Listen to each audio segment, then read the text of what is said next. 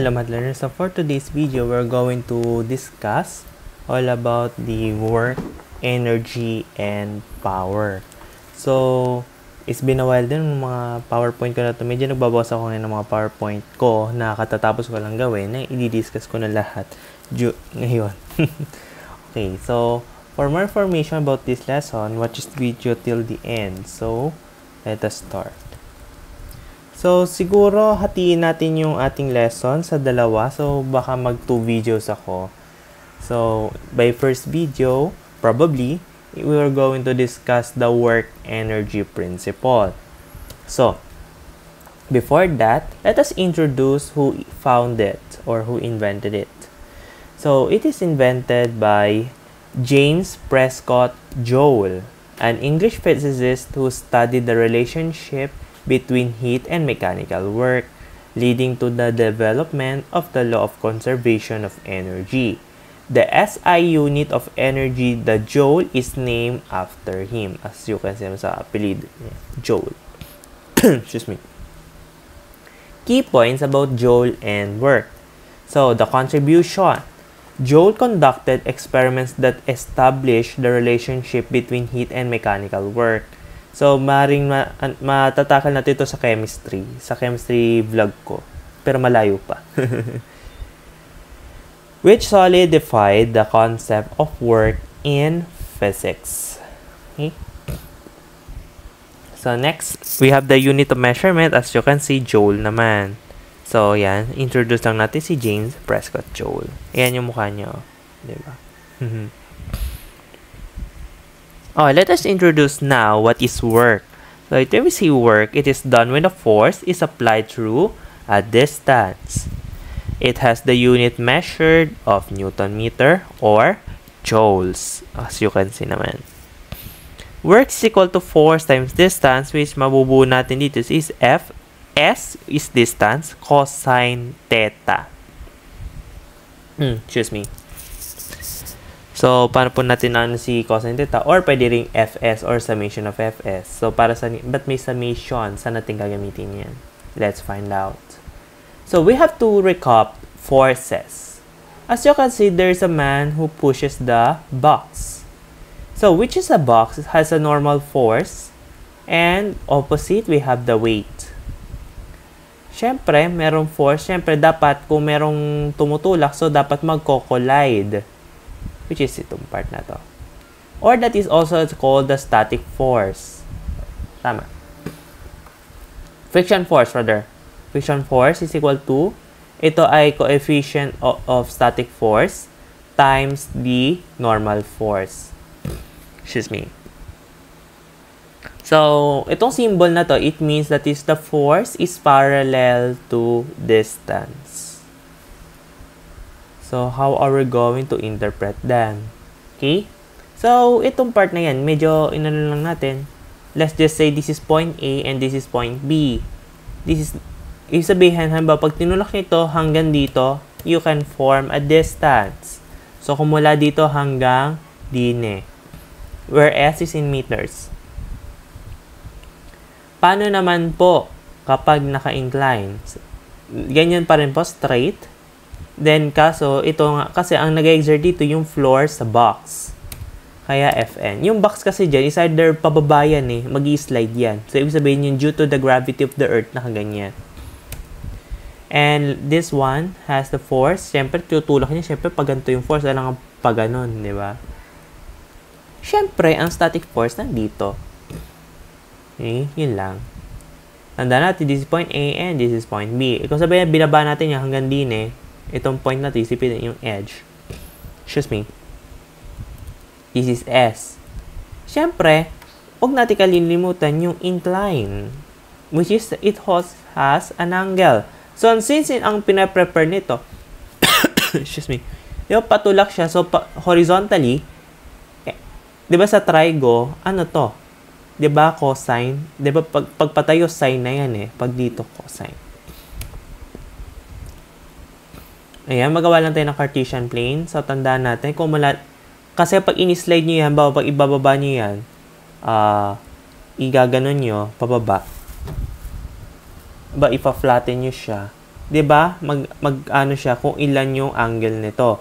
So that is theta, yung sukat niya. Okay, next, energy. When we say energy, it is the capacity for doing work. It may exist in potential, kinetic, thermal, electrical, chemical, nuclear, or other various forms. There are moreover heat and work, such as energy in the process. It may say i.e. that is such as in the process of transfer from one body to another. So it has a unit measure of joules again. Excuse me. So, we had the potential energy and kinetic energy. Siguro naman, familiar na tayo dito since na-discuss naman na ito ilang beses nung tayo ay elementary. It will say potential energy, just the energy at rest. Let's just say, ano pa pwede bagsak dito? Let's just say, this box, nandito lang siya sa kamay ko, hindi siya gumagalaw, that is at rest. Pero pag hinulog ko yan, pero wag ko ihulog, mababasag. Pero pag hinulog ko, halimbawa, nagkaroon siya ng kinetic energy. Pero, ang formula for potential energy is we have force times, this is a simple rather, potential energy, which is equals to the work, F times S. Or which is yung force, diba? Ang ating force due to gravity is equal to mass times acceleration due to gravity. So, they're 9.81 meter per second squared or 32.2 feet per second squared. Tama. Tama lang. Okay? Okay. Energy at motion, sabi ko nga kanina, kapag hinulog ko to, danda siya nagkaroon ng energy at motion. Bawa to, at rest yan, pero pag tinumba ko yan, there's a energy at motion. There's a motion. Okay? There's a weight. Wait tuloy. Work is equal to kinetic energy is equal to 1/2 times mass times change of velocity squared. Okay, balikan natin yung work. So, kung sabihin natin ito yung kanina lang na inano natin. Yan, tapos meron tayong normal force. Then, meron tayong A saka B. There's an S. Ito lang yung binalikan lang natin. So, tandaan natin, meron siyang velocity related na siya. So, this is the initial and this is the final for the complicated one. So, what about this one? Eh di, yan lang. Saka dito.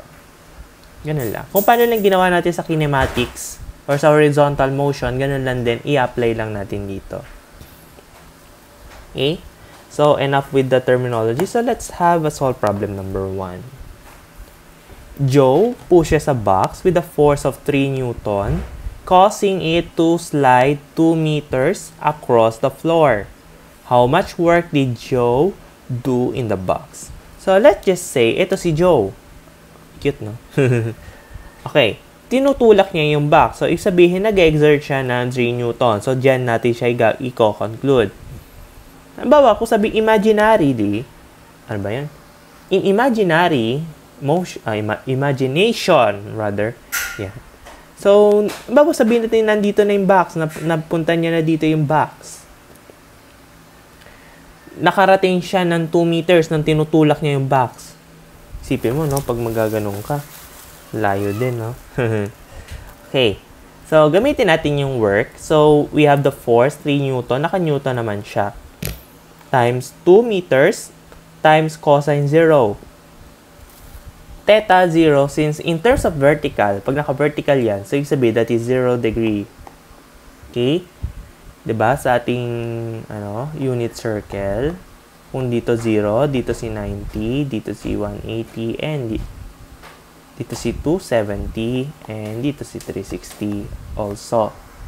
So, ngayon, yan lang yung sa unit circle, tama, papunta din eh. Okay?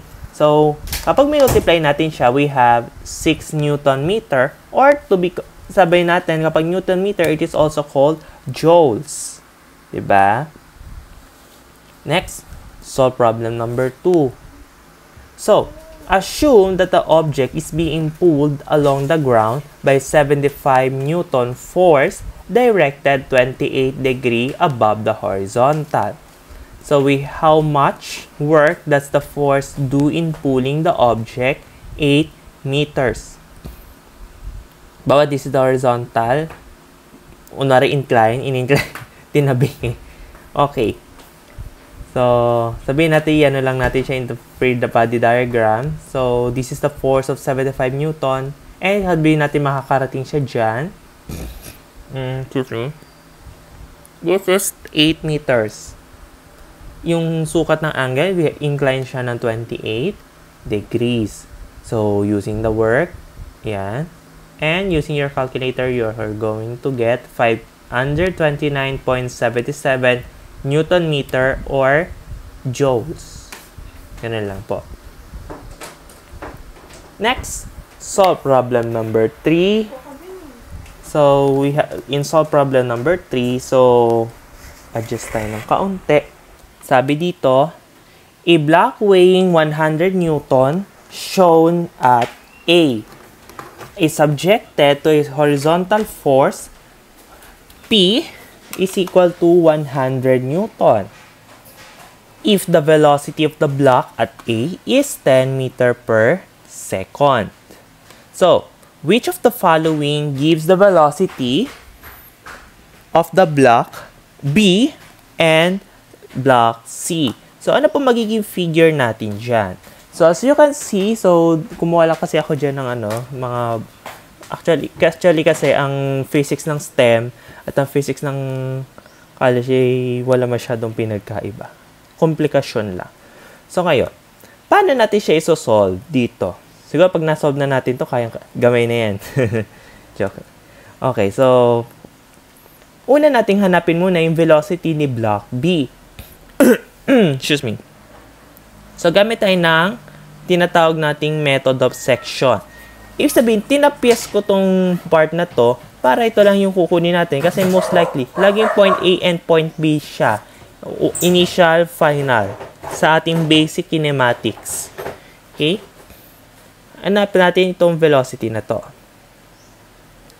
So, ano formula ang gagamitin natin para mahanap yan? Using this one. Kinetic energy. Yan po. That is gonna be your work. Summation of work. Bakit po? Yan. Then, mag-start tayo sa point A. Pagka nakakakita kayo ng works, tapos yung work, tapos may subletter, ibig sabihin, saan siya nanggaling? Starts from point A. So, yung work natin dito is we have 100 times 10. Kasi yung meron tayong 100 tapos meron tayong 10. Ano dito? 100 Newton times 10 meters. Ito yun 100 times 10. Yung P, which is yung parallel dito. Okay? Summation of work yan Dito kasi, ang nano natin dito, di ba yung terminologies na parallel ang force sa distance. So, kung mula dito this is 100 Newton din naman, and this is 10 meters, yung distance niya. Mula point A hanggang point B. Equals 1/2. Yung 100 Newton na weight, di-divide nyo na siya sa 9.81. E-unit analysis, kung sabihin natin ang 100 Newton is also equal to 100 kilogram meter per second squared. Dinivide lang natin sa, ayan, meter yan We have 9.81 meter per second squared. So, makakancel to. Ang matitira si kilogram. Then, change of velocity final minus initial lang. So, ito lang siya. So, using calculator technique, okay. Meron pala akong ginawang dito. Okay, ito na yung recall lang para dito. Then, using a Caltech, ayan na yun. You have to press shift. Ita-type nyo muna tong equation na to. Yung B, yung BV, gawin nyo lang X or Y. Bahala kayo kung sa kayo masaya.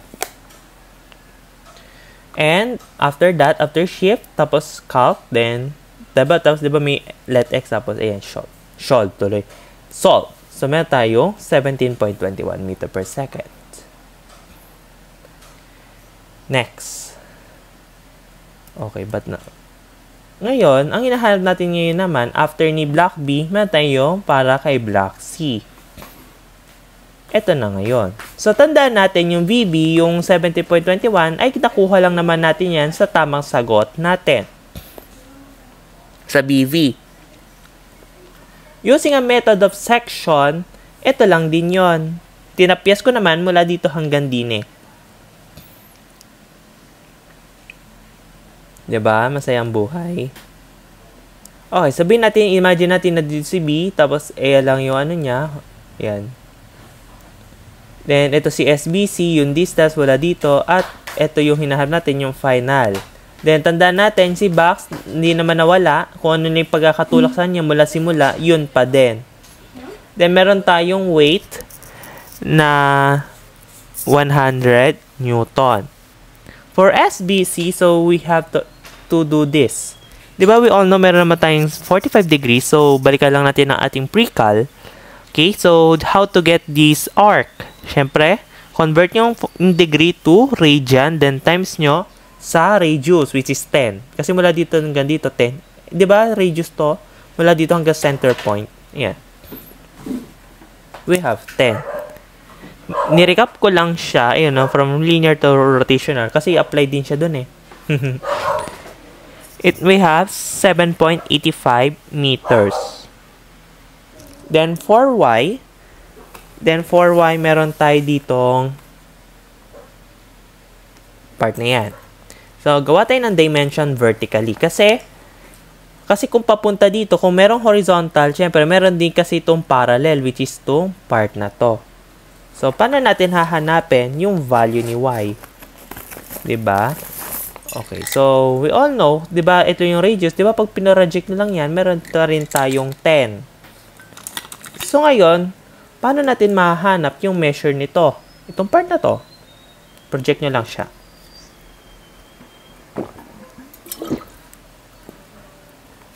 Itong part na to, syempre, hindi nyo yan magagawa kung wala kayong sa trigo. Paano nyo makukuha to? Diba, adjacent 45, dito, adjacent, syempre meron tayong 10 cosine 45. Let's do this. Ngayon, using a geometry analytical, so, add nyo lang, diba, pag pinag-add nyo siya 10, so, diba, susubtract nyo 10 minus 10 cosine 45 is 2.93. Which is yun ngayon ang gagamitin natin ngayon.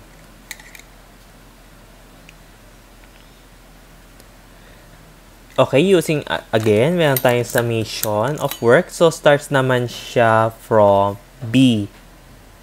B to C. Doon lang po tayo nag-B. Okay, so, meron tayo dito. For B, kasi meron na siya dito. Yung 100 times 7.85, yung parallel niya. Mula dito hanggang din eh. Next, dito naman. Kung dito, may parallel din siya dito, yung minus 100 times 2.93. Yung mula dito hanggang dito. Yung weight equals 1/2. Tapos, yun lang natin dito, yung 100 Newton, ginawa lang natin kilogram. Then, yung velocity, same procedure, VC squared minus 17.21, which is ito lang din naman. Then, using a Caltech, yan lang po ang procedure, and we have 19.82. Yan. So, nakuha na natin yung dalawang sagot. Finally.